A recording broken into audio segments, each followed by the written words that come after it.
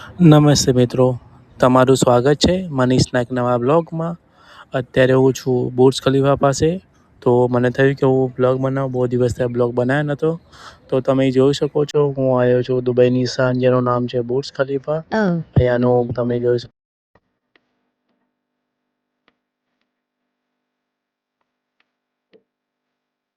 Atmosphere જોઈ શકો છો, ગ્રીનરી જોઈ શકો છો કે દુબઈમાં બુર્જ ખલીફા કેમ આટલું બહુ સામાન ચિહ્ન ગણાય છે.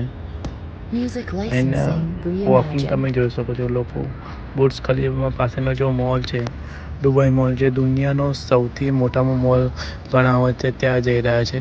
તો આપણે પણ ત્યાં જઈશું, જોઈશું કે દુનિયામાં સૌથી મોટો મોલ છે તો અંદર કેવું હોય છે, એમનું મોલમાં શું શું મળે છે, બધું જોઈશું આપણે.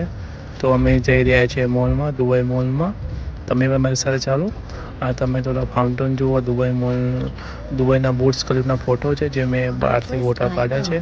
તો તમે કેટલો ઊંચો તમે જોઈ શકો છો. તો હવે જઈશું આપણે દુબઈ મોલમાં.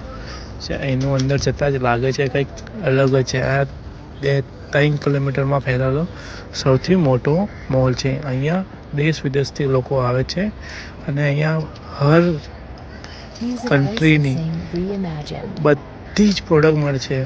અલગ અલગ પ્રોડક્ટ તમે જોઈ શકો, હજારો પ્રોડક્ટ તમને અહીંયા મળે છે. અને આ 31st છે તો આ ટ્રી વચ્ચે કર્યું છે, જો લાઇટિંગ અલગ જ લેવલનું હોય છે.